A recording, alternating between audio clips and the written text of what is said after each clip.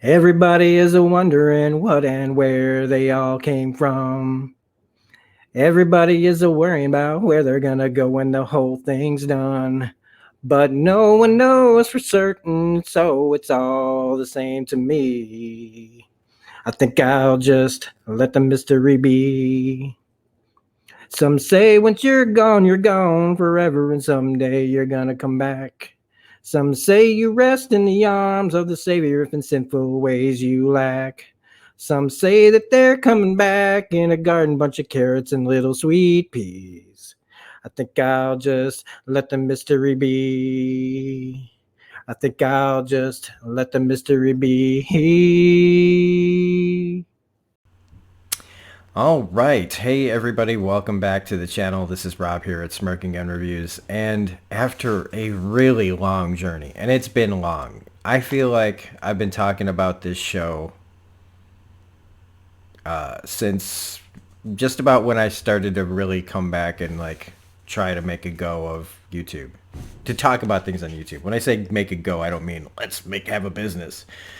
I mean really just start making videos, taking it more seriously. Having it be a big part of my life. And I looked through my playlists and saw how far back talking about The Leftovers started. And it was like the beginning of, to me, around the beginning of what I call the true beginning of my channel. And it's been a journey. It's now 2021. It is September 12th, the day after September 11th, 2021. 20 years since that happened. And we're finally getting to season 3 of The Leftovers. The last 8 episodes of one of the best television shows ever made. Period. Drop the mic. I don't care what anybody says. I don't. Like, there's arguably your favorite shows. And this show might not be for everybody, but when I say best, I mean just acting, writing, production, the things that actually make good shows, whether you like the content or not. You know, just objectively when you talk about what makes a good show. Not what makes it your favorite or your, you know, like the little things, like the personal things and all that stuff. The thing, you know, like this show is great because of how, one of the reasons why it's so great is because it's just so honest. And not many shows can say that. And real. And a lot of times I flinch when I see something real. Like we all want more reality in our stuff. And a lot of times, and I always go back to that X-Files of like Mulder saying, what if I actually did know the truth? What if I actually saw something real? Something that's that's incontrovertible. How would I even react to it? And the answer was that he recoiled in terror at reality. And that happens to me a lot of times when things get real. But for some reason with The Leftovers, I don't flinch. I stare into the abyss of the realness of this show and how, even in its most fantastic elements, which are always very well done, I feel like if this were real stuff happening, some of the fantastic elements of this show, it feels like this is how it would be. Very clinical, very matter of fact. No magic. Shit just happens. And that's why it's one of the best sayings. Shit happens. You know, some people may choose to see that as that's a vulgar term for something, but I don't think it is. I think it's just putting it down to its most basic. And so we've made this journey, and it's finally here. I bought this t-shirt, which feels like for freaking ever ago. It's one of my favorite t-shirts still. I don't know anybody who walks around with a Leftovers t-shirt. So, today we're talking about Season 3, Episode 1, The Book of Kevin, the beginning chapter of our finale season. So if you're liking what I'm doing on the channel, don't forget to hit the like button. If you're not a subscriber yet, please become a subscriber, and welcome to the conversation. For returning subscribers, people who watch, welcome back. How you doing? And yeah, again, this is just a really special show, and I'm really happy that we're finally getting to the last bit of it. And I want to thank those of you that like still watch from way back when, that stuck around or come back only when I do these. You know, I don't care how people watch my content.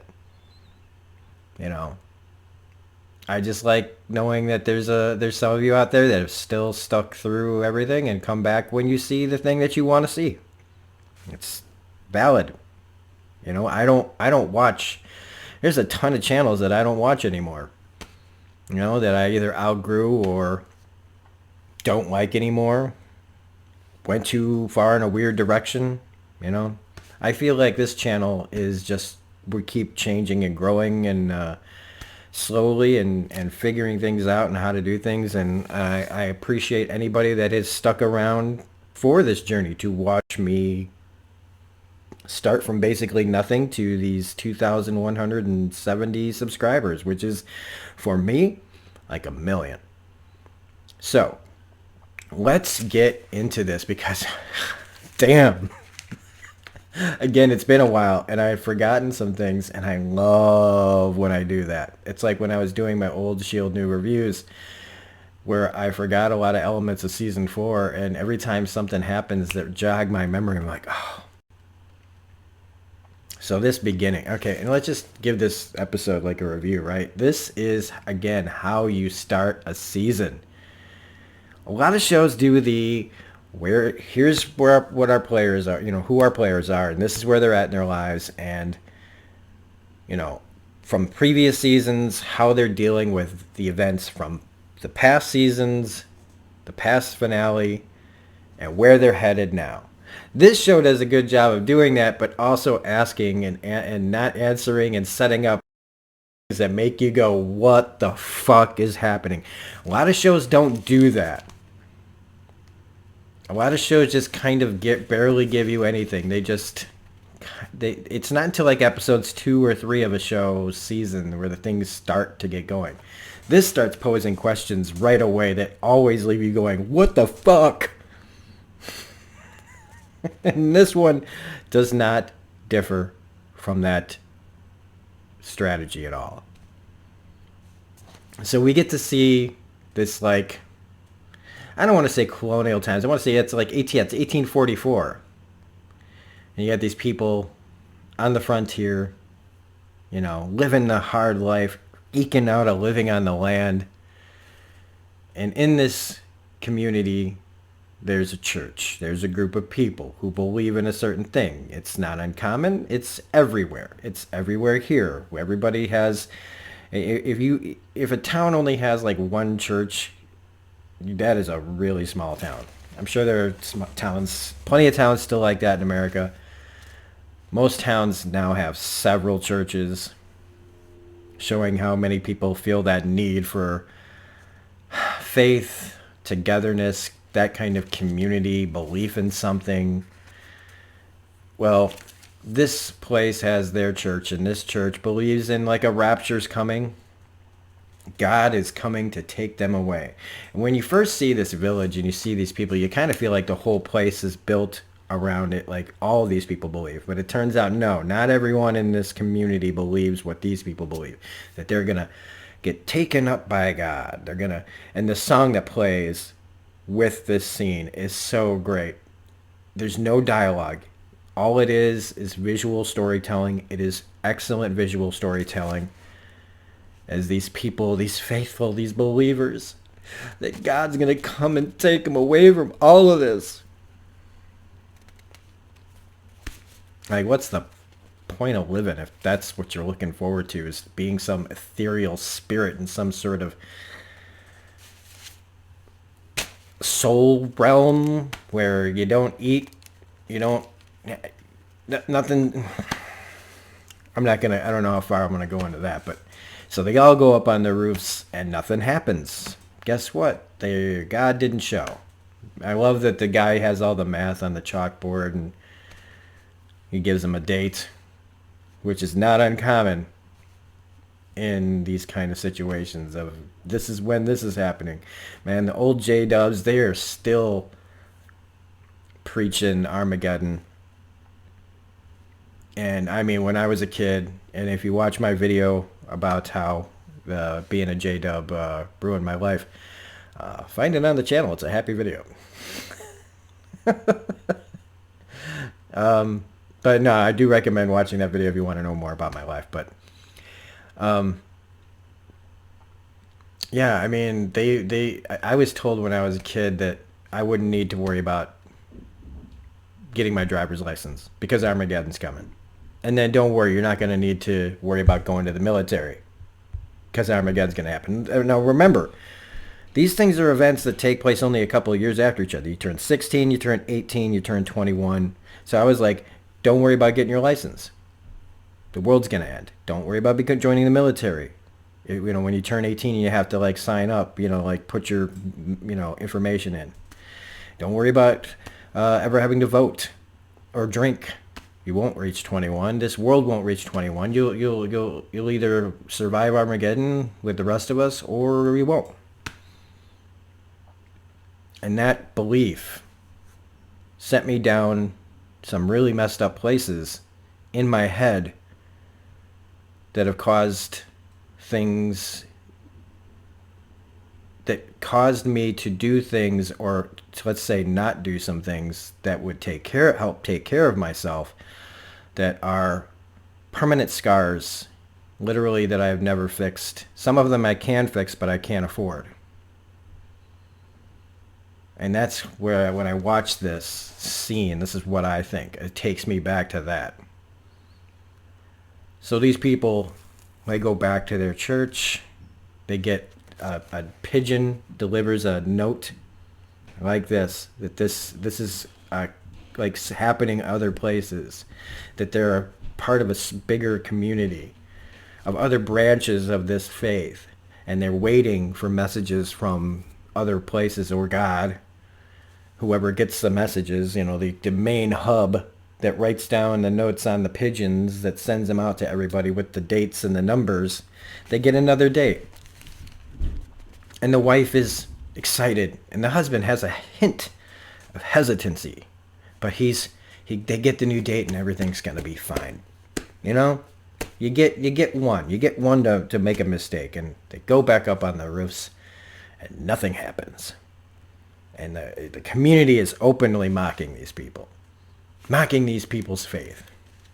Why are you crazy people getting up on the roof? And you try telling anybody that their faith is wrong. It's like what Kevin said, what Lori says later to Kevin. You don't tell a delusional person they're delusional. It usually ends up strengthening their resolve.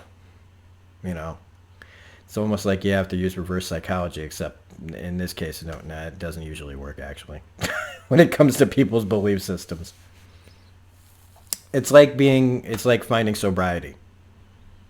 It happens when it happens. You have to be ready for it. You have to be willing to accept like sobriety and stuff before you're willing to wake up from real truths that you're just not ready to accept. It's the same thing with people waking up from lying belief systems. You got to be ready to do it. And even when you leave, like I did, I wasn't ready to stop believing and letting the influence in. But the husband's had enough, and he leaves because the information they're getting is not right, and the numbers are dwindling. The less and less people are believing in this as the scene goes on. At the end, it's like the wife's up on the roof by herself. There's barely anybody doing it, and it's in the middle of a rainstorm, almost like mocking. Almost like if there is a God, it's mocking her for standing on the roof and just drenching her in water. And she gets down off the roof, and everybody now is just laughing at her. Her husband and her son are ashamed, and they can't, they're hurt, and they look at her with pity and sadness, and just like, we can't with you. And they turn their backs, and she goes to her church and lays on the floor. Still there, still believing. And we get such a great transition as it pans over the other people laying on the floor next to her, which only are a few. And it transitions right to Evie and Meg and the guilty remnant in the visitor center at Jarden, Texas, Miracle, Texas. The believers, these believers in their thing. And the end game. Like, did Meg know that this was going to happen? Did Meg know that what was about to happen would be at this level? Well, we'll never find out what Meg really knew. Because Evie gets up and is like, what are we doing? What are we waiting for? What's next? And Meg just tells the story about Siegfried and Roy and how they always did all those tricks with those tigers and laid on them like carpets, and that it was only a matter of time before one of those fuckers takes a bite out of you. So you can only get so close, you can only keep poking the bear so long before the bear pokes back. So I guess in a way, if you look at it like that, it's like Meg knew there was going to be a response eventually, but it doesn't seem like she cares. Almost as if she welcomes it. Almost as if whatever happens proves some sort of point still. Because you get that camera in there, they're spying on her. Evie goes outside, sees all the people heading out, getting in their government trucks and taking off as a drone approaches and sends a missile straight at their asses. And that's the end of Evie. That's the end of Meg. That's the end of the GR here in Jarden, Texas.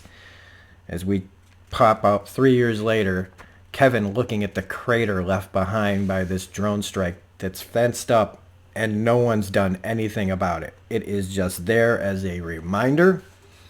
Like a lot of things that happen in Jarden, Texas, it's kind of stuck in the moment. Like the people like the lady dressed up in her wedding dress. This place is still stuck in that moment of the departure.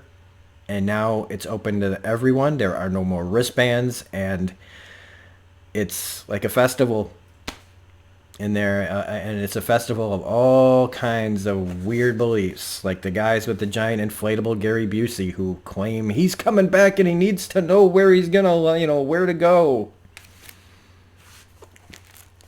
And it's so weird that it's a couple of dude bros.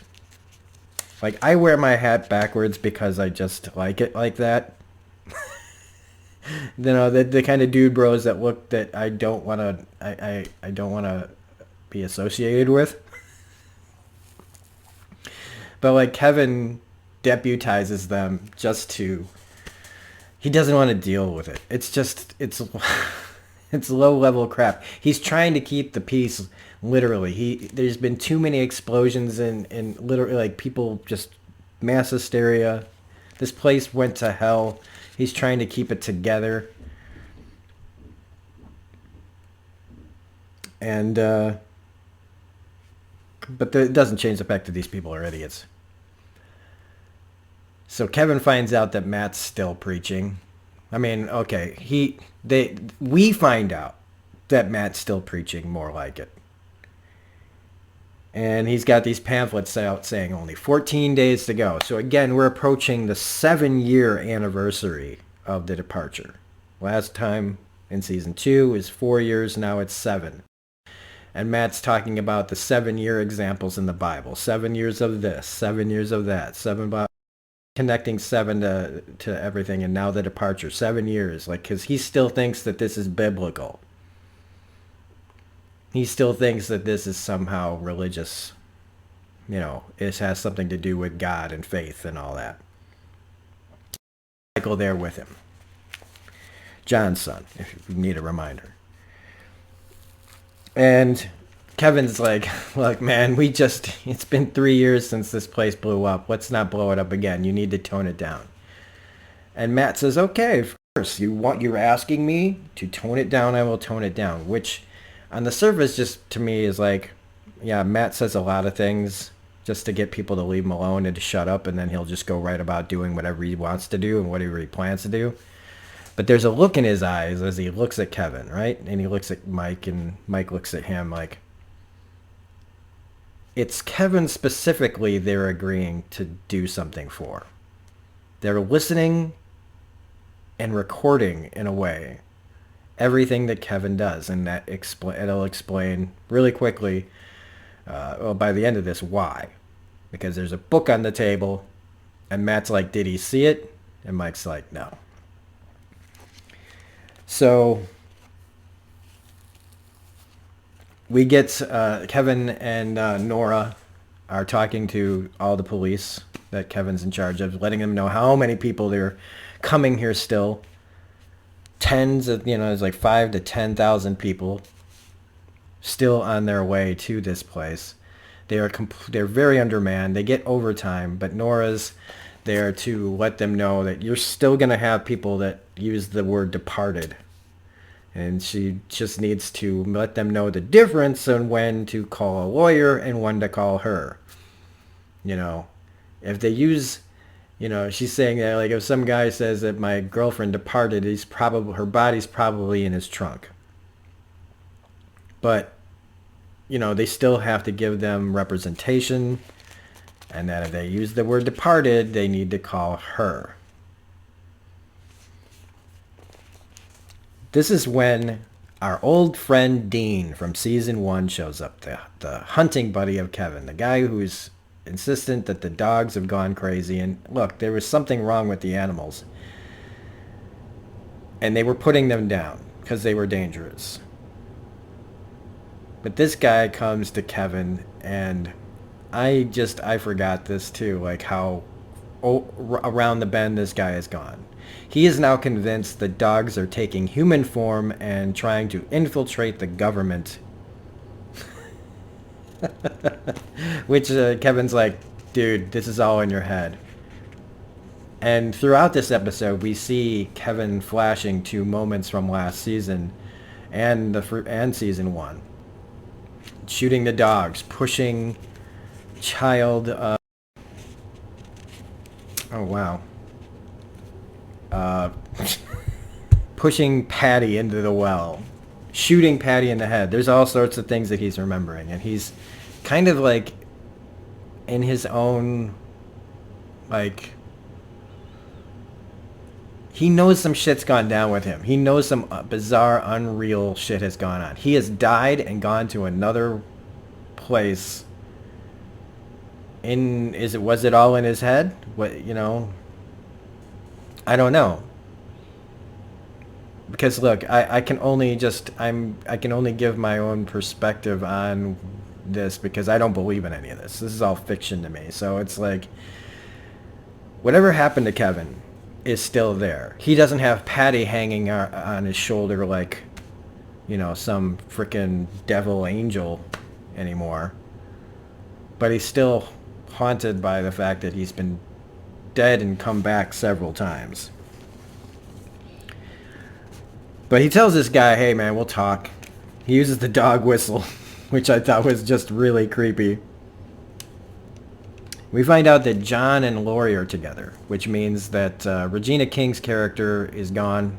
Clearly the events that happened in season 2 drove her off. Michael's still there. Evie's blowed the fuck up. And John is now with Lori running their own kind of con game. Like a con therapy game. Where John, they let them believe in the whole hugging thing so that they can actually help these people. So John's in front of them, talking to them, making them think that something psychic is happening, while Lori is using the internet and social media to get information on these people so that they actually will get the help that they need through this kind of trickery. And honestly, it works, or at least it appears to work. They shred the money though, which is something I didn't remember, which is weird. But I mean, at least it means they're not profiting off of it, or maybe they're only chopping up some of the money.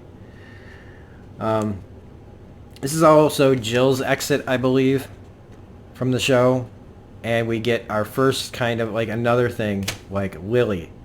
Nora's, the baby they found at the end of season 1, Lily, she's gone. But we don't know why. We don't know where. We know that Nora fought like hell to get her back in the end of season 2. So what happened to Lily? And this is all going down at Tommy's birthday party, where again Matt is paying very close attention to everything that Kevin says, and Kevin notices. Like, what, man? What are you looking at? Like, what, you know? Because Matt is just processing all of this for this book. Now, we find out the next day that Kevin's got a new problem. First he was sleepwalking, then he had Patty on his back. Now he's putting a plastic bag over his head, taping it up, and now they cut away. We don't know what happens, but here's what I think is happening. I think he's killing himself and then coming back.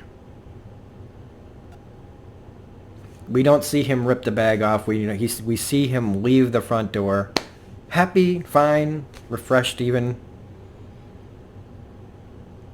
But I think he's killing himself and coming back.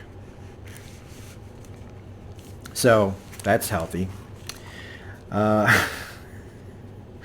Where he gets called out to help Tommy with a problem down by the special water that is now supposedly toxic because some protesters over what happened to the guilty remnant are there, and they dump this like barrels that say toxic waste on the side into the water because it's not holy, it's not special, and you people, the government is hiding the fact that they killed the guilty remnant, which they did. The official story is that there was a gas leak and that Meg blew him up because she lit a cigarette, or one of them lit a cigarette and it blew the place up. But you look at that ain't no gas leak. I mean, a gas leak would cause an explosion, but that's a crater. And I mean, a gas line, I guess underground, maybe I don't know what I'm talking about, but that don't look like a gas main explosion.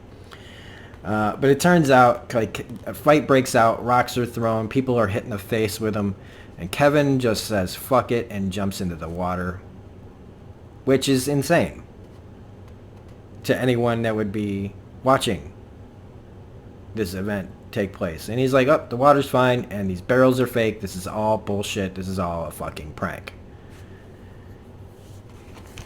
Michael comes into the water and baptizes Kevin. I love his reaction. He's like, do you accept Jesus Christ as your Lord and Savior? And Kevin's like, what? And it made me think of Bill Murray and Ed Wood when he has the same question to him at his baptism, and Bill Murray just goes, sure. But Kevin tells him after the baptism that didn't count because Kevin doesn't know. That's why he said, like, what? No, I don't. But it's for show. It's to calm the situation down. But at this point, Dean attacks Kevin and Tommy. Dean he shoots the fucking car up. Kevin is got a gun to his head and Dean says, you've changed. And this scene is incredibly intense.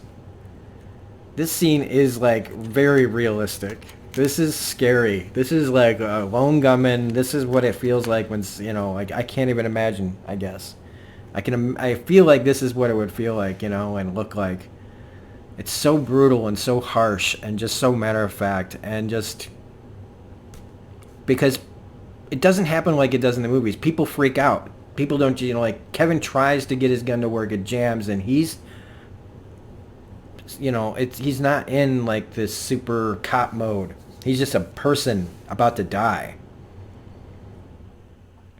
Until Tommy shoots him in the face and blows his head off. And again, that was very real looking. When Kevin tells Tommy that he has to get some help after shooting somebody. And that, hey, yeah, I had to talk to somebody too because I shot somebody too. And Tommy's looking at him like, you killed somebody? It's like, yeah. And he flashes to shooting Patty in the head when he died. and her security team, which was Holy Wayne and the other lady. Why can't I remember her name? He believes, like, he did it. He feels like he did it. Even though it was just... It really... He didn't kill anyone. But he feels like he did. He carries it like he did. So... Also, that dog comes for the peanut butter and jelly sandwich that Dean was like convinced that the dog people were obsessed with, which I just thought was funny. We find out that Mary is leaving Matt and going back to Mapleton permanently because Matt is convinced that if Mary ever leaves Jarden, she will revert back to her coma state. And in this moment is when Mary tells Kevin, you know they're writing a book about you, right? So he goes to confront Matt and Mike and about this book. Mike's like, he knows, man. I love that. And that Matt says, you know, basically they talk about how many times he's come back. John enters the room. Even John's like, I shot you point blank range. You keep coming back. Kevin's like, I can die, man. I can die. And Matt's like, yeah, but not here. Not here in Miracle, Texas. You can't. And after a slight struggle, Matt gives the book to Kevin. But he doesn't burn it. Also should be said that John is doing this because he doesn't believe Evie's death is real. He does not accept her death. He thinks that they faked her dental records. He is in denial hard. But we get another transition as Kevin looks up from the barbecue where he was about to burn the book, and he sees that the date, somebody's skywriting up there, 13 days to go before something or nothing or everything, as Kevin puts it. Either nothing's going to happen or everything's going to happen. And we transition again where we see pigeons and they fly over, and we go to a new place where a bunch of pigeons are being gathered at a coop by a woman. Kind of like the beginning of the episode with the pigeons being gathered with messages on their legs for the people who were thinking they were going to be raptured. And we follow this woman with the pigeons till she gets to like a monastery, like a nunnery, a church, where she brings those birds back, and the nun has a message for this woman named Sarah. And she goes, I want to know if this name means anything to you. Does the name Kevin mean anything to you? And it's revealed that it is Nora that she's talking to, and that Nora appears to be quite a bit older now. And she says no. So even more answers. Because somewhere between this episode and this moment here in this episode, something happened that drove Kevin and Nora apart. And now Nora's living in the middle of somewhere collecting pigeons for nuns. And that is the beginning of season 3's end. And what a beginning it was. And I'm talked for 30 minutes about it. Holy shit. And again, this show just really knows how to just hit you in every which way. And I love a show that makes me use my brain and makes me think things that I find important. And it gets me to talk about things that I think are important. It makes me feel things that I think are important, other than just consuming some, 42-minute show and then just waiting for the next 42 minutes next week and wait, like this I get to sit and chew on and digest and really take in. I'm not looking for fucking Easter eggs or speculating on what superhero is going to fly through the door, later on, and, all this stuff. Something that's cerebral and thought-provoking. And we just don't get enough of it. So it's fun to talk about shows that actually do that for you. So if you like this review, please hit the like button. Comment, share, subscribe, hit the bell for all notifications. Otherwise, if you hated everything I just said, well, we can fix that too. We can do a few little adjustments here to my neuralizer, and we can give you a better memory. So those of you who did like this, please look away, put on shades. If you have a sensitivity to light, do not look here, as we give the people who hated this a better, more, maybe tasteful, more, I don't know, just a better taste in your mouth memory. Bye.